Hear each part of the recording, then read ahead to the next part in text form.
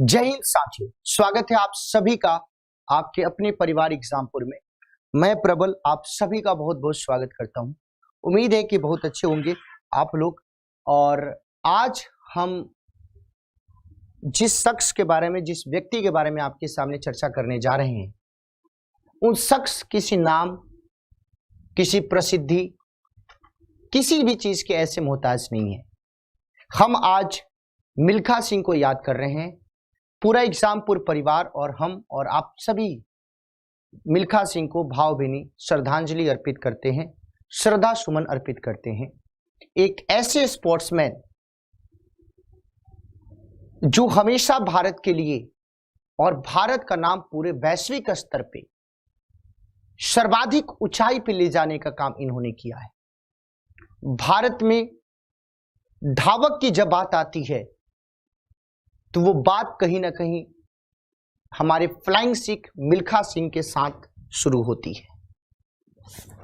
सबसे पहले मिल्खा सिंह के जीवन के बारे में चर्चा करना चाहते हैं। उससे पहले हमारे लिए बहुत ही दुख भरा यह समाचार था जब हमने सुना कि 18 जून को मिल्खा सिंह ने अंतिम सांस ली। ये सभी के लिए, मतलब इनकी क्षतिपूर्ति तो नहीं हो सकती है, ना इनकी कमी को पूरा करा जा सकता है, लेकिन इनकी जो सोच, इनकी जो जज्बा, इनकी जो शक्ति, इनकी जो क्षमता, इनका जो हमेशा भारत को लेके समर्पण और अपने खेल के प्रति जो इनका त्याग और परिश्रम था, उससे हमें अपने जीवन में बहुत कुछ सीखने की जरूरत है। बताया जाता है कि रोम ओलंपिक में मिल्खा सिंह बहुत कम सेकंड के अंतराल से वो पदक पाने से चूक गए थे और हमेशा अपने जीवन में बोलते थे, इस बात को हमेशा स्वीकारते थे कि अगर हम उस ओलंपिक में जीत जाते तो जिस तरीके से लोग उसैन बोल्ट को बोलता है कि जमैका का उसैन बोल्ट, और जमैका के घर से उसैन बोल्ट निकलने की बात शुरू हो गई, उसी तरीके से भारत में भी इस प्रकार का बयार होता।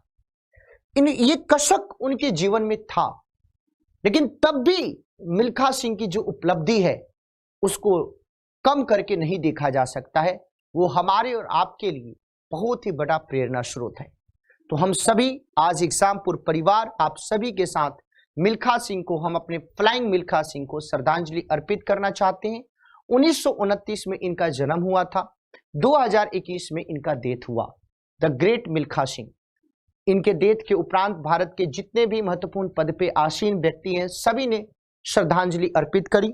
हमने सोचा कि क्यों ना थोड़ा इनके जीवन के बारे में हम समझें, क्यों ना इनके उस संघर्ष को हम याद करें, उनके उस जज्बे को याद करें जो आपके अंदर, हमारे अंदर, हम सभी छात्र, हम सभी व्यक्तियों के अंदर होना चाहिए। तभी हम अपने जीवन में एक सफल धावक बन सकते हैं। अगर हम मिल्खा सिंह के जीवन की बात करते हैं तो आप सभी को पता होगा कि जब भी मिल्खा सिंह को याद करते हैं तो इनके जीवनी को भी बहुत सारे लोग करीब से जानते हैं। मिल्खा सिंह का जन्म तत्कालीन पाकिस्तान में गोविंदपुरा में हुआ था। इन्होंने बचपन में बहुत नजदीक से, बहुत क्लोज से विभाजन के त्रासदी को देखा था। अपने परिवारजनों को उन्होंने खोते हुए देखा था। बचपन इनका बहुत संघर्ष में आपका गुजरा था। लेकिन बताया जाता है कि मिल्खा सिंह जी को दौड़ से इतना ज्यादा प्यार था, रेस से इतना ज्यादा प्यार था कि वो मतलब अपने लक्ष्य के प्रति इतना ज्यादा वो डेडिकेटेड थे कि ट्रेन के साथ दौड़ लगाते थे। इतना ज्यादा उनके अंदर मतलब दृढ़ इच्छा संकल्प था, ट्रेन के साथ दौड़ लगाते थे। मतलब उनको लगता था कि नहीं तो गोविंदपुरा 20 नवंबर 1929 को, जो अब पाकिस्तान का हिस्सा है, वहां पे इनका जन्म हुआ था। बेहद कठिन दौर से इनका बचपन आपका गुजरा था। अगर हम चर्चा करें तो भारत के विभाजन के बाद जो दंगा हुआ था, उस दंगे में मिल्खा सिंह ने अपने मां बाप और भाई बहन सबको खो दिया, लेकिन एक जुनून उनके अंदर था दौड़ने को लेकर। बताया जाता है कि जो उनका विद्यालय था उनके घर से वो 10 किलोमीटर दूर था। तो भाई जो अपने घर से स्कूल और स्कूल से घर की जो दूरी थी 10 किलोमीटर, वो दौड़ के पूरा किया करते थे, दौड़ के वो पूरा किया करते थे। बचपन इस तरीके से गुजरी। धीरे धीरे वो बड़े हुए, लेकिन इनके अंदर जो दौड़ के प्रति जो प्रेम था वो कभी भी कम ना हुआ। अब आप लोगों को ये सुन के हतप्रभ भी होगा, ये जान के भी आप लोग मतलब अचरज में पड़ेंगे कि इनको फ्लाइंग सिख कहां पे बोला गया और कैसे बोला गया। तो बताया जाता है कि 1960 में रोम में ओलंपिक हुआ। उस रोम ओलंपिक में बहुत ही कम सेकंड के अंतराल से मिल्खा सिंह चूक गए उस रोम ओलंपिक में जीतने से। बहुत परेशान थे, भारत आए, दोबारा भारत आए वापस। उसी समय 1960 में ही पाकिस्तान में इंटरनेशनल एथलीट कंपटीशन का आपका रखा गया, एक आपके कंपटीशन कराया गया। मिल्खा सिंह के ऊपर ये बात थी, मिल्खा सिंह को भी बोला गया कि आप भी इसमें पार्टिसिपेट करने के लिए आइए। मिल्खा सिंह बहुत निराश थे, परेशान थे। उन्होंने बोला कि नहीं, इच्छा नहीं है हमारे अंदर, हम नहीं आएंगे। भारत के उस समय के तत्कालीन प्रधानमंत्री जवाहरलाल नेहरू ने मिल्खा सिंह जी को समझाया कि आप जाइए वहां पे। तो पूरा का पूरा वो बात कहीं ना कहीं जो उनके मन में, जेहन में जो था, एक फ्लैशबैक की तरीके से पूरा का पूरा दिखा। वो बोले कि नहीं, हम जाएंगे पाकिस्तान। वो पाकिस्तान गए। अब देखो, इंसान कभी कभी विपरीत परिस्थितियों में जो उभर के आता है उससे बोला जाता है मिल्खा सिंह। जब पाकिस्तान में वो रनिंग के लिए गए तो वहां पे पाकिस्तान के उस समय के जो सबसे अच्छे धावक थे अब्दुल खालिक, उनके साथ उनका रेस था, जो अपने जमाने के सबसे एशिया के फराटेदार धावक में आपके काउंट किए जाते थे। मिल्खा सिंह पहुंचे तो वहां पे जितनी भी दर्शक थी सभी के सभी पाकिस्तानी, सभी के सभी अब्दुल खालिक को समर्थन देने वाले, और एक भारतीय व्यक्ति वहां पे गया, यानी स्थिति पूरी की पूरी विपरीत। मिल्खा सिंह के पूरे ऑपोजिट में आपकी स्थिति थी। लेकिन मिल्खा सिंह के अंदर वो भारतीय होने का जो गर्व था, वो एक जो दृढ़ इच्छा शक्ति थी, वो कोई भी विपरीत परिस्थिति मिल्खा सिंह को पराजित नहीं कर सकती थी। और उस विपरीत परिस्थिति में जहां पे कोई भी दर्शक मिल्खा सिंह के बारे में बोलने वाला, उनको सपोर्ट करने वाला, उनको इनकरेज करने वाला नहीं था, उस परिस्थिति में मिल्खा सिंह ने वहां पे दौड़ लगाई और पाकिस्तान में पाकिस्तान के धावक को धूल चटाई। और वहां पे ऐसे दौड़े, लगा कि मिल्खा सिंह दौड़ नहीं रहे हैं, ऐसा लगा कि मिल्खा सिंह को पंख लग गया, उड़ रहे हैं। उस समय के जो पाकिस्तान का जो फील्ड मार्शल थे अयूब खान, जो राष्ट्रपति भी थे तत्कालीन, उन्होंने वहां पे मिल्खा सिंह को बोला कि आज तुम दौड़े नहीं, आज आप उड़े हो। और वही समय, उसी समय मिल्खा सिंह को फ्लाइंग सिख कह के वहां पे पुकारा गया। इस तरीके से मिल्खा सिंह आपके क्या हो गए, फ्लाइंग सिख के नाम से बहुत ही ज्यादा आपके प्रसिद्ध हो गए। उसके बाद आपके 1960 से पहले अलग अलग आपके गेम में, अलग अलग आपके एशियान गेम्स की बात करें, अंतर्राष्ट्रीय स्तर पे कॉमनवेल्थ की बात करें, उसमें इन्होंने पार्टिसिपेट किया। और उनकी उपलब्धि की बात करें तो 1998 में टोक्यो में जो आयोजित हुआ था एशियान गेम्स, उसमें 200 मीटर में और 400 मीटर की दौड़ में गोल्ड मेडल इन्होंने जीता था।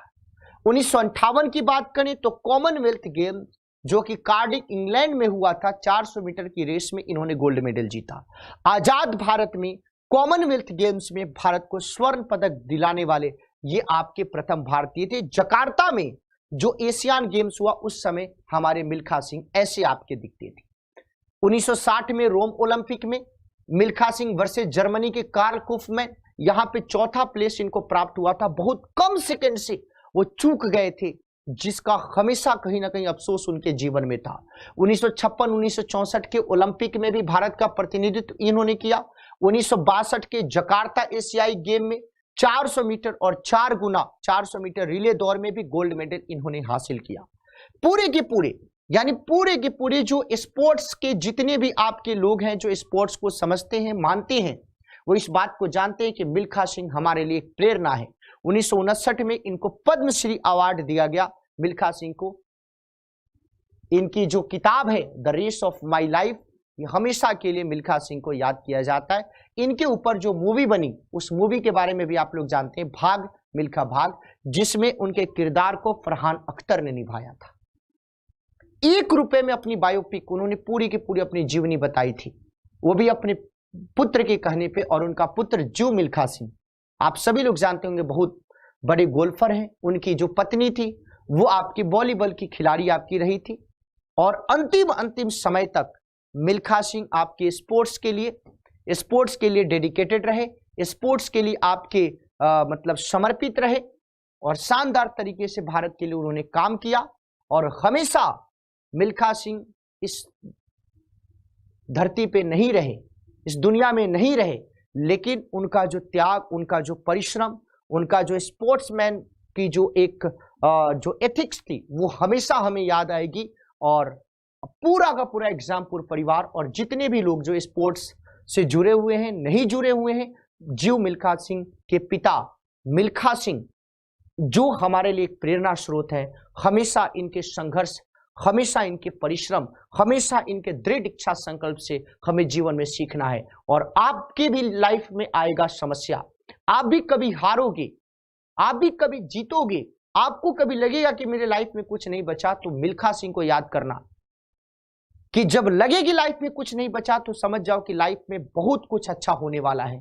तो फिर से हम पूरे एग्जामपुर परिवार और मैं प्रबल मिल्खा सिंह को भावभीनी श्रद्धांजलि अर्पित करते हैं, श्रद्धा सुमन अर्पित करते हैं। सर, आप हमेशा हमारे दिल में रहेंगे। तो आप सभी साथी इस सेशन को ज़्यादा से ज़्यादा शेयर करें, मिल्खा सिंह की कहानी को पूरे विश्व में, पूरे भारत के एक एक युवा तक पहुंचाए। आप सभी साथियों से यही अनुरोध है। Thank you so much. जय हिंद साथियों।